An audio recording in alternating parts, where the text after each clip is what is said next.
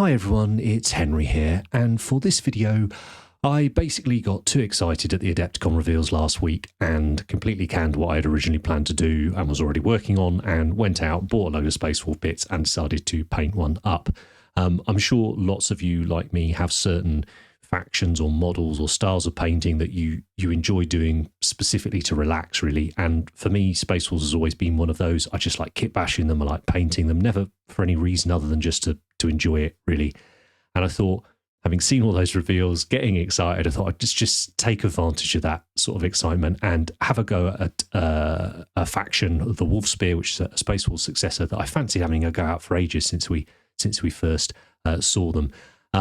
Tons of things went wrong along the way. I'm sure this is not the most efficient way of doing things, but I had a ton of fun doing it. I hope you enjoy. Let's paint.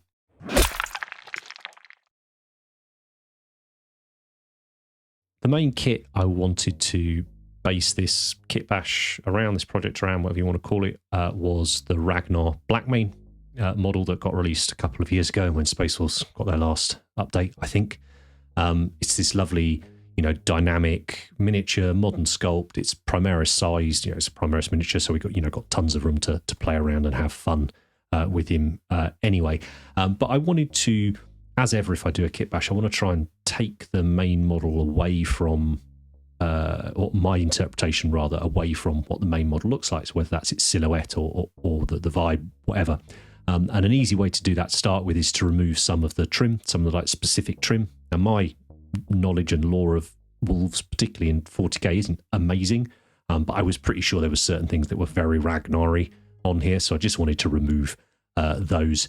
Easy, sharp hobby knife, sanding strips. I use various grits of Tamiya sanding pads. I find them sponges, they call them, really easy to work with, and that's what I used. And it was a wolf spear, so I wanted to give him a spear. And I remember a few years ago there was a company called Conversion World.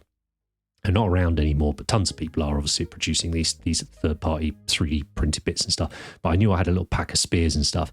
And then I've recently picked up all those Space Marine consoles and stuff that came out the other week, and I've been working on a few different ideas, like this Dark Angels Dreadwing guy and stuff. And I had the banner left from the Traitor Herald console, and I thought that's a wicked-looking sort of haft that I could use for the spear, keeping it nice and sort of Warhammery, I guess. I always find that people who do third-party stuff, there's some really incredible stuff out there, but very often it's their interpretation, right? There's a certain way I think that Games Workshop sculptors work that stuff's immediately identifiable as Warhammery, for want of a better term. So I felt like using the haft gave me a bit more of that grounding, and then I just used the tip of the spear on it. A few people have asked about how I pin my models and stuff for painting, so I just use brass rod. It's about the same thickness as a normal paper clip, but I just have a few pieces of the brass rod. And I'll drill that into the base of the miniature, and I'll just use blue tack to secure it into the cork, because it means when it comes time to transfer the miniature to the base, you're not having to snap anything off. Like, it holds it comfortably firmly enough to paint and not move around, but it's very little effort to pull those pins out, so that I can put them on the model, whether that's completely remove the pins and then place the miniature on a base, or leave the pins where they are and use those to help me secure it to the base. And then I've pinned the tip of the spear into there. I slowly came to realise that my initial joy that, oh look, the cloak's a completely separate bit, I can easily use this model without the cloak, that rapidly sort of ebbed away as I discovered that meant there were a fair few pieces missing on him, unfortunately. One of them being the connector, as it were, that does the backpack to the torso. So grabbed a Donor Marine out the practice scheme pile. I just have a bunch of stuff that I just keep spraying and trying new recipes on, when I'm working for videos. Nabbed a little piece off him using a hobby saw, and then just trimmed it down so it was roughly the same profile as the piece that I didn't glue on, which you see here is attached to this cloak. It was close enough. A little bit of plastic glue, a little bit of carving out with a knife, smoosh it together, and then I filled the gaps just using Vallejo plastic putty. It's not the best for sculpting with, but it's really great for gap filling, and this was fine. And it can be sanded to a very, very smooth finish, which is all I really needed for this. This isn't a display model. This isn't anything like that. This is painted very much in an army painting style. But it was just to go on the shelf and make me happy, really, and get some content out for you guys that, you know, is relevant. I hope you're as excited as I am for the release. I was chatting on the Twitch stream earlier this week about potentially even doing that whole box when it comes out, because it's just, I don't know, it's just something that's got me very, very excited about it. I apologise, I forgot to do the bits video, the 360 thing, where it's in its green form, as it were, before it's been painted. But I'll just run through the pieces. So obviously it was Ragnar was the main part for the body. And then I've used that conversion world spear, but I'm sure you can find all sorts of spears. Interestingly, not that many in the workshop range. So I think you probably will have to look outside to find some. Then I used the helmet. That's from the Horus Heresy Sons of Horus upgrade, Mark 6 upgrades. The shoulder pads are just 2 plastic Mark 3 Horus Heresy pieces. And as I say, the spear haft was from the Heresy Traitor console. And I actually think it's worked really nicely as a thing. I would love to have had his hand slightly differently, so it was like he was launching the spear, sort of javelin style. But, you know, there's only so much time. You know, if this was a sort of 2-week display miniature that I was documenting maybe for Patreon or something like that, I absolutely would have done all that. But actually for this, it's still cool. Doesn't bother me too much.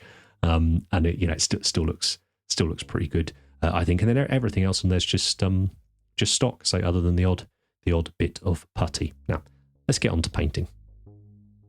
Like any marine project, I think they sort of live and die on the armor color and how you interpret that and how you execute that.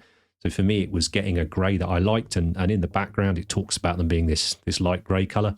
But to start with, possibly the most boring thing I've ever videoed as a tutorial, I had to do the black shoulder pads. I just gave them an Eshin Grey highlight. I've thinned this down about 2 drops of airbrush thinner to paint. I'm spraying about 25 psi here. I'm using a 0.4mm needle and nozzle. This is in one of our Harder and Steenbeck Signature Series Infinities. Those of you asking, the next generation of Harder and Steenbeck brushes, so the Evo, the Infinity and the Ultra, our signature ones will be coming out very shortly as well. So you'll be able to pick those up if you want to. But I did this at this stage over the black primer, just because I wanted, it's not actually black primer, I've sprayed black over a black primer, but just because I wanted to get the highlights in the right places. And then I pinged them off, and now I can do the grey itself. So the grey in the artwork, there's a few different interpretations of it in a couple of pieces of artwork, and then we've seen sort of multiple different interpretations of it from people's painted versions, and I've enjoyed all of them, to be honest with you. I love grey as an armour colour. I love light armour colours, greys, off-whites, you know, bones, things like that. I just I enjoy painting them, and I enjoy weathering them up and things like that. But for this, I knew I wanted a light grey, but I also wanted to go for a relatively harsh sort of contrast of light and dark on the miniature, just to make it sort of a little bit, not gimmicky, but a little bit more like those Dark Angels that I did a while ago. So I mean that the highlights will be very light and the shadows will actually be very dark. And with regards to lighting, I've thinned the paint here. This is Reddish Grey by AK. I've thinned this, about 50-50, maybe ever so slightly more thinner. Again, I'm always spraying 20-25 psi, 0.4mm needle and nozzle. And to begin with, the first coat of it, the Reddish Grey, I'm just following the shapes on the model. So, by which I mean, if the light was coming from above, how will that reflect off those shapes? So those cylinders, those spheres, those flat surfaces, if it was a vehicle, how would it reflect off those? And just following that along with my airbrush. And then what I will do is create an increasingly lighter mixture by mixing in medium grey, and I will cover a smaller and smaller area. So I'm getting my brush closer and closer, and therefore I'm covering a smaller area as I'm hitting the miniature. So that initial coat is giving me a guideline, and then I get tighter and tighter and tighter, just creating that sort of slightly more reflective, slightly more dramatic look. And I'm also using that to help draw attention to certain focal points, like the top of the chest, the collar, you know, the face, those sort of areas we want to look at. Almost like there's a spotlight on him. Not hugely dramatic, but a little bit sort of on there. Now, I just wanted to say a huge thank you to those of you that support us over on Patreon. You allow myself and Andy to do this full time. We'll be bringing on Ben very shortly as well to be producing tutorials for you guys as well. If you want to check out our Patreon, then you get extra videos over there each month. Generally, it's Andy focusing in on his display level projects. So at the moment, you've got a wonderful project log of his recent gold-winning Golden Demon diorama, which I hope you've all seen. Absolutely wonderful. We were talking about it on the podcast earlier in the week, and we'll be talking about it, I'm sure, more as we go on. But you've got hours and hours of videos on that over on Patreon as well. And if you can't support us over there, then like, subscribes, comments, all of that on YouTube. They make a massive, massive difference to basically a boring tutorial channel like ours. So, I really appreciate all of it. And especially those of you that managed to join us for the premieres. I love having a natter with you whilst we're watching those as well. So you can see whilst I've been talking, we've just been getting increasingly light until the point where we're spraying just the pure medium grey. And then in this clip, I've gone back in with the reddish grey, so our darkest colour, really thinned it down, sort of similar to a wash consistency. So, sort of 4 or 5 parts thinner to paint, something like that, really, really thin. And here I'm just going in and blending any areas that are a little bit rough, bringing up any areas of shadow that are a little bit too dark, and just generally trying to smooth things out a little, not make it look quite so rough. And it's easy as well to have left certain areas of shadow too dark, so we can go in and put like a secondary reflection or something in with this darker colour as well. I've left all of this stuff in real time because you guys seem to like that. So you can see, getting the model done to this point it's 10, 15 minutes, something like that tops. And this was the first time I've done it, so once you're getting in the groove with that, you're not going to be struggling to fire through an army, sort of in my opinion anyway. If I was doing that. And then I've gone back in there just with that medium grey, that lightest paint, just to refine a couple of those lighter areas, and particularly those focal point ones, like I say, like top of the chest and the faceplate and things like that. And I really like how light that grey is. I've asked a few of my Space Wolf friends sort of what they think about it, and on the whole, they were happy. They felt it read as Wolfspear. I was a little bit nervous that perhaps I'd gone a touch too dark on the grey, but I think that's just to do with having that slightly more dramatic sort of shadow on the model. The sort of the mid-tones and the lights are I think spot on for me, and I really liked that little bit of warmth there was in the reddish grey. By having it in there, I thought it really made enough of a difference for me. And I'm repeating this stage again. So as you can see, when I'm working on these, particularly this character model, I'm never trying to do things in one go. And we're always refining. So we've done the dark grey, the mix, the highlight. Then we've gone back in with a shadow colour, but really diluted just to tweak things. Then we've gone back in with the lightest colour, again, just to tweak things. And now the very final thing is to come in with the shadow colour again. Just check there aren't any areas there that were looking a bit rough. So the inside of his left arm, the sort of the elbow joint, there was a little bit of a tide mark there because I was using relatively dilute paint. I got a bit of a tide mark there, so just smooth that out with that brush. And I think it's worth taking that sort of extra couple of minutes when it's the character models. And also I think it's important to show that it's not just bam, bam, bam and done. There's lots of fiddling. And I love the fact that the airbrush allows us to do lots of tweaking with it because it's putting such thin layers of paint on the model. So we're not in any danger of obscuring any detail or anything like that as we layer the paint up. So I picked up the Wolfspear transfer sheet a few years ago when it came out. I think it came out with a White Dwarf. But you should still be able to get a hold of it. And I really, really hope when we get the new Wolves, they at least stick some on the transfer sheet that come with them. They certainly did with the Blood Angels and the Dark Angels when they got their releases. They put some successor chapter stuff on there, so I'm hoping they'll do the same with the Wolfspear. Now, on to a little bit of chipping, just bring a bit of life into the model. I'm going to start out with a sponge just to give me these sort of random chips. It's a quicker way of doing it than just with a brush, but equally I'm not just smooshing it all over the model. I'm being very deliberate with where I'm putting it, and I know that I'm going to be using my brush a lot more to do the chips, but the sponge is just giving me that nice head start and also just creating more random effect than you'll ever be able to do just with a brush. And we can go in with the lightest colour we've used, the medium grey, because when we apply it with a brush, it's going on so much more opaque than with the airbrush that it will still be enough of a highlight colour to stand out on the model. And now we go in with, with the hairy brush itself and just do a ton of sort of tippy-tappy chips. This is much like edge highlighting. It has a very similar effect in that it will define all the different areas on the model. I suppose the only difference really is I'm not going to do it on every single edge. I'm really focusing it more on the edges that will catch the light the most. So it's reinforcing those areas, for instance, with the airbrush that we've applied those highlights. But also you're only able to be so accurate with an airbrush, and I think you just only should try to be so accurate with an airbrush. I think the nicest models for me to look at are always those that have combined techniques, so that you end up looking at a beautiful model or an interesting model rather than looking at a bunch of techniques on a miniature. And as I've said before in lots of videos, I just love this stage. I find it really relaxing and get it in. It's been a pretty full-on time at work the last couple of weeks. We're trying out Twitch for the first time, which is really exciting, but obviously, when you're starting something out, there's a little bit of sort of nervousness around that and a bit more extra work to do, but I've got to say, been really enjoyable.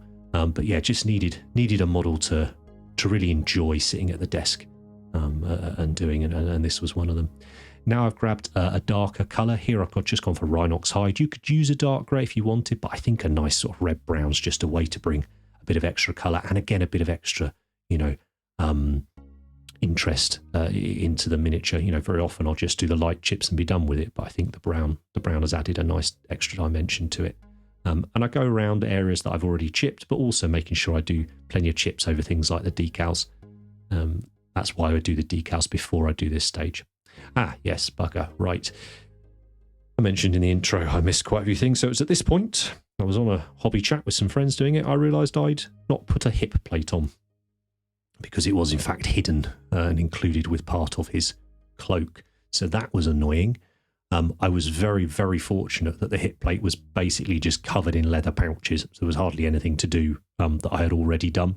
So clipped it off, trimmed it up with my side cutters, give me nice sharp cuts with the side cutters, and then finally just the last few bits with the hobby knife, glued it on, and then I just brush painted it. If it had been the entire hip plate with nothing else on it, I would have airbrushed it separately so it had a similar finish, blends and stuff, and then I'd have glued it on. Because there was only this tiny bit of area showing, I just glued it on and painted that in with my brush. It was absolutely fine.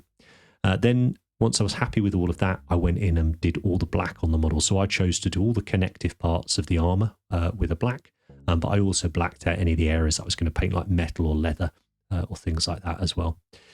Now, for the sort of highlights, this is a very, very limited palette, this model. So it's large, 90+%, I think it's probably grey on this. So I wanted to try and make sure I use different greys on different areas of the model. So on the black, I highlighted it with Eshin. I did that for the shoulder pads, and then I did that for the connective stuff. For the muzzle on Wolfspear, they have a white sort of grill on their helmets. For this, I didn't want to use medium grey, even though it's very, very light. I decided to use Dawnstone. Similar value, but the fact was it was a slightly different tone of grey, so it should just read a little bit different. And for this, so I just used Dawnstone to base it, and then I haven't added white or anything into here. This is just pure Dawnstone that I'm building up, and it's creating enough of a look that I think it sells itself as white. If it hadn't, I'd have just mixed white in, and it would have been fine. But you can see I'm sort of applying it in lots of scratchy scratches, just to create a little bit of texture, a little bit of noise, a little bit of interest on there. I love how the helmet looks, incidentally. I'm sure some people won't, but it's my model, so I really like how it's come out. And then, much like wanting to use a few different greys on the model, there was the sort of significant other part, I think, of the miniature is probably his leather, all his sandwich pouches and his weightlifting belt and things like that. I wanted to use a couple of different recipes for the leather. So for the first one, I've just gone for Thondia Brown. Now this is really, really thin down. You can probably see as I'm applying it how thin it is. And that's because as you build it up and layer it up over itself, it will start to create these nice blends. It will become more opaque in certain areas and create those highlights just with the one paint over the black.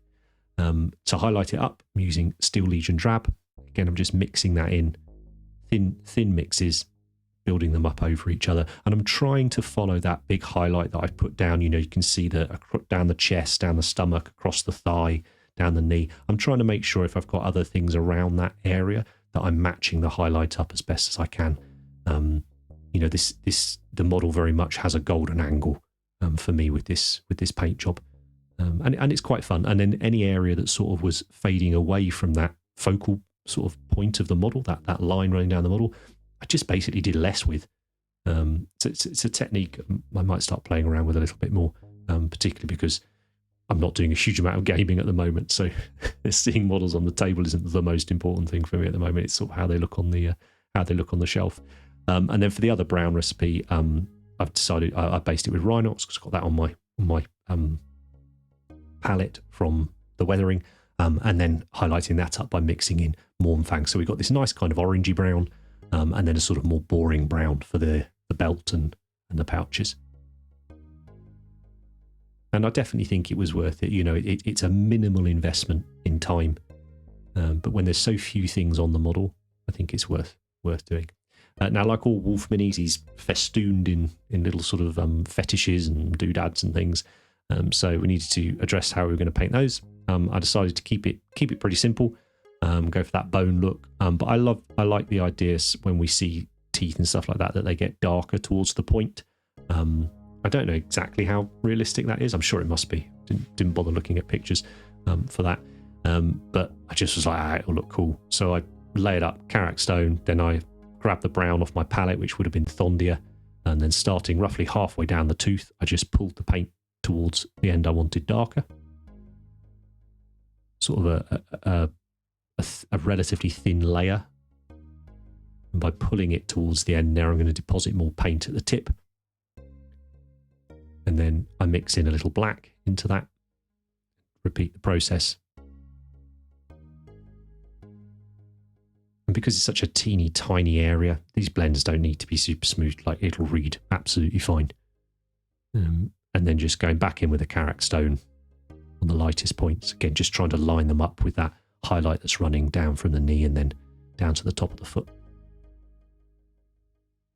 And I treated the wolf tail in a very similar way. I think when we get to that Space Wolves release, I will definitely be doing some more. I still don't know whether I'll do the whole box, but I'll definitely be doing some more wolves and, you know, some different recipes and trying things out. And I will probably do a dedicated wolf tail one. This was just there's a tail on here, I need to do something with it. So I did a very similar approach to the teeth. I just used Dawnstone as the rather than the Karak stone. And then did the same idea of mixing the Thondia Brown in and then mixing the black in. It worked absolutely fine. It's not amazing, but it didn't need to be. Still think it looked pretty cool. For the leather on the spear haft, I didn't just want to do it brown. I wanted to get just a little dash of colour elsewhere on there. And obviously we've got that nice red in their chapter symbol. So I thought, okay, let's try and echo that in their leather. And, you know, it's Warhammer, so it's always good to have red weapon halves. So I chose Mephiston because it's a nice sort of boring normal red. I mixed a little bit of black into it for the base coat, and then a simple highlight, just one highlight using Mephiston on its own. Again, you can sort of see, you know, when you hold it under your lamp where the highlight's going to run down it. Nothing complicated, just get it done. So once all of that was done, I decided to do the metals. There's very, very little silver on the model, but I wanted it to be nice and dark, so I've chosen this steel by Metal Colour Series by Vallejo. Goes on very, very smoothly, splits out, so don't bother putting it on a wet palette. Splits out really quickly. I always put them on just on a little well palette or an upturned base or something like that. But I wanted to keep the silver nice and dark, again, just so it contrasted nicely against the lighter armour. And then for the pale gold, they call it in their sort of chapter description, I bought a load of Games Workshop metallics recently. I've been playing around with them, seeing if there was any new colours in there that I liked, and actually this is one of them, castellax bronze. I think is a really, really nice sort of base bronze to work from for golds and brasses and bronzes. The only thing I've found with a lot of these Games Workshop metallics is I'm having to do sort of probably three coats to get a nice smooth finish on there, whereas things like Scale 75 metallics are very often just a one and done, which is often why I like using them. But I really, really like the tone of this, so I wanted to persevere with it. And one of the reasons I like it is because you can manipulate it very easily with washes. So here I've done almost 50-50 mix. So it was intentionally 50-50. It just might not be exactly 50-50 because I'm not very diligent when I'm measuring things, of Guilliman Flesh and Agrax Earthshade. Just to sort of warm it up and get a bit of extra colour in there. And then to, again, just give me a different brassy sort of metal colour on there. I did a mix of Agrax and Eldari Emerald, so turquoise wash contrast. Much more heavy Agrax than turquoise in that, because the turquoise is incredibly The emerald colour is really, really strong, so didn't need much of it at all. And then for the silver, I did a mix of rattling and agrax and forgot to film it, but I'm sure you know what it's like putting a wash over the metals. I really, really like using agrax as a base and then using different contrasts to manipulate the colour, and also just brings a little bit of gloss back into it as well, which is nice. Then for the oils, you know, I love doing my oils. This is what I consider the weathering stage. We've sort of done the battle damage with all those chips. Now we're going to do the sort of atmospherics, so all the dirt and grime that's on the armour. I kind of knew very early on I wanted a dark brown. I was tempted to try and create my own using some blacks and greens and things like that, but sepias just work so well for what I like, and I thought it would work really nicely against this grey. I just decided to use the sepia. So I've thinned it almost exactly 50-50 with mineral spirits. You need to be careful when you're thinning your oils that you don't over thin them because they will split out. And I'm testing the consistency here just on a bit of sprue. Lovely. So it's sort of a thick wash, not super thick, but it's thicker than, say, you know, an agrax or something like that. I've just used normal DIY mineral spirits there, by the way. If you're going to be painting for ages, you might want to use something like an odorless artist mineral spirit. Either way, you want to be making sure you're ventilating and all the rest of it, but I don't need to tell you that. And then just going to go in, no varnish or anything like that. All the paint's dry on the model, so there's nothing to worry about anything activating anything else. I'm just going in and popping it around all the recesses. I'm not worrying if a little bit bleeds out onto any of the flat surfaces. We're going to deal with that in a minute, and it's just a bit of extra grime. But you can see this is quite a sort of gentle application of the wash. I'm not just slopping it all over. It's not super thick, so it's not really heavily staining anything. I just didn't want it to. For this scheme, I wanted to let that grey really sort of sing through and not change the tone of it too much with the oil wash. Oh, I just love painting walls. It's just so relaxing.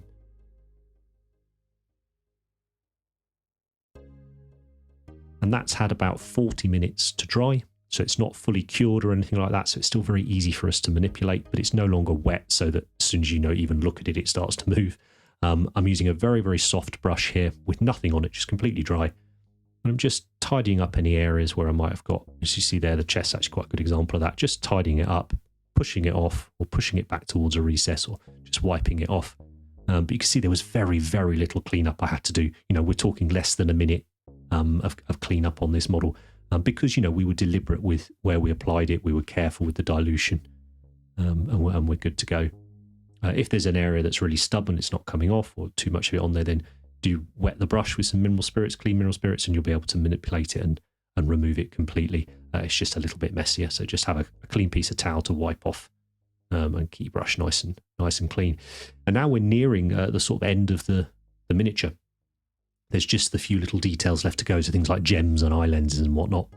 One again, kind of take home with the whole of this model, keep things simple. You know, I paint how I paint my armies most of the time. You know, it's I enjoy the processes, but equally I'm not procrastinating or taking ages over any single step. You know, I think Marine's probably the armors what I've took the longest over, and I think that's probably right. But the nice thing when we're doing these details is, if you want to elevate it, a little bit like we spoke about with the Emperor's Children last week, if you want to elevate the scheme, if you're putting that level of effort into the armour across the army, it'll look incredible. Then if you have the extra time, then you could go in and paint the gems, the eye lenses, the weapons really, really nicely. And all of a sudden, that's going to push your army into the nominated for best army at things, you know, stopping people as they walk past, as they glance at it. But it's just a nice, simple approach as well. I think it's very, very satisfying. You know, it tells the story, which is all I wanted to do with this guy. So I've chosen 3 reds here, Corn Red, Evil Sons, and Wild Rider. I am highlighting the gem, sort of the raised edges with it. As you've seen there, just super, super simple, getting lighter and lighter towards the point. Then for the eye lenses, I've just grabbed a bit of white ink here. You could use white ink, you could use white oil, you could use diluted white acrylic paint. Normal paint tends to sort of split out, go a bit funny if you do that though. So this is one of the few times I'll ever bother with ink, but I do think it's a really, really decent product for this application. So I kind of just washed it into the recesses where the lenses are, and then when it's dry, and I find it takes a lot longer to dry than the other paints, just pop a blob of red contrast in there. You know, looks decent. Again, it's something, if I wanted to elevate the projects, I could go back to and do a more thorough job on. But it looks cool. So I'm not too worried. And now falling back on one of the oldest recipes I think I've got in my book, which is for a sort of turquoise power thing. I found it a little bit awkward to film this one. Sorry, guys. But I kept breaking the spear off on this model. It was a bit aggravating. I will link up to a video where we talk about doing power weapons and blending them. That's all I've done on this. I've just used coal black, Sotek Green, and then a little bit of white. And you can see it's all that pushing and pulling the brush towards the highlights in this case, and then obviously towards the shadows if we were trying to blend it. But do go and look at that because it's a video dedicated to just painting a power sword, and you can use any colours you want for that. But I thought this sort of turquoise would work nicely against the rest of the model. It wasn't quite that sort of ice blue that we get sometimes with the Space Force stuff, but I knew it would set off, particularly against the gold and stuff. I knew it would look pretty nice. I actually think the spear's pretty cool too. So, I wanted to give myself enough time to, albeit a bit shonkily, but have a go at just doing a little bit of colour on this power weapon rather than just leaving it a base metallic. So that's essentially the reason I did the eyes in the way I did. I had a certain amount of time left. I could either do the lenses really nicely or I could do the spear tip really nicely, and I decided the spear was a more interesting bit of the model to do that with. Then once everything's dry, I'm going back in and just redefining a few of the chips around any of those focal areas. Obviously the oil will have slightly dulled them down, so I just want to check, the things are looking how I want them. So literally just going to bother around those focal areas. Then I want to give the armour and everything its sort of final finish. I'm just going to use a matte varnish here. Every single matte varnish I've used, I basically think is a satin, unless it says ultra matte on it. I find they have a kind of satiny sheen to them. So a very light dusting of this, just because we have got a few different finishes on the model that aren't deliberate. They're simply there because of the different products that we've used. So a nice sort of satin finish to the model, albeit called matte. And now I go in. I love glossing gems. I love how it looks. Doesn't video very well, doesn't photograph very nicely, but I like the look on the model. So just pop back in with a gloss varnish, popping that over the gems. I didn't do it over the eye lenses because the eye lenses are done in a different style on this model, but it looks great over eye lenses as well if you do them sort of similar to the gems. And then for the metals, because that varnish has killed the metals a bit, I'm just going back in with a lighter version of each. So Iron Breakers silver for the silver bits and Runelord Brass for the gold bits. And just bringing a bit of life back into those metals. But I love how simple that, it's three colours. It's the dark silver, a wash, and then and then a light silver. And here's another thing I completely missed. It's obviously something to do with his cloak goes in there, so I just painted it up like he took a round in his shoulder or something. Just try not to look at the model from that angle. Yeah, what a volley. It's fine. I wasn't going to let it derail me on this one. And then the Runelord Brass on there. And then the base, I've just used whatever paints I had on the palette from painting the miniature to do the base and just pop some powders on it. Nothing special. Very similar to how we do all of our bases. So I hope you guys like him. I hope the video contained some helpful bits. If you're fancying having a go yourself, as I say, I'm never happier usually than when I'm painting a Marine, and often a Space Force right up there with it. And yeah, I'm very satisfied with this attempt at a Wolfspear Marine. It reads as Wolfspear for me. It's different to how I would do my walls. I like that light grey. It's cool. It's kind of got those vibes from. I can't think of the painter's name now. It's a guy back in the 90s did some great Space Force that light grey, and I sort of feel like this has captured a little bit of that to it. And I really, really like the fact that we've got that sort of the black and the red on there as well, just in little parts. I think it just helps separate it out. This is not a 40k Space Wolf to me, which is exactly what we want, right? It's a 40k Wolfspear. So as usual, if you have any questions at all about anything I've done in the video, pop them down in the comments and I will get back to you as soon as I can. Let me know how you feel about painting up that upcoming Space Wolves box, what you'd like to see from it, whether you want the whole thing, whether you just want the character, whether you want some different recipes, whatever it is you'd like, let me know, because that's why we do the channel, to try and help people enjoy painting their models a little bit more. If you want to join me on Monday, I'll be over on Twitch having a hobby hangout for a few hours, having a natter, and we'll be doing the podcast on there next week as well. Really appreciate you for checking us out over there, those that you have. Thanks ever so much for all of your support, guys. Take care, and I'll see you next time. If you've liked any of the models in this video and you fancy having an army of them yourself, but perhaps you don't have the time or wherewithal to get it done, consider dropping us an email at commissions@cultofpaint.com and maybe Ben can sort you out.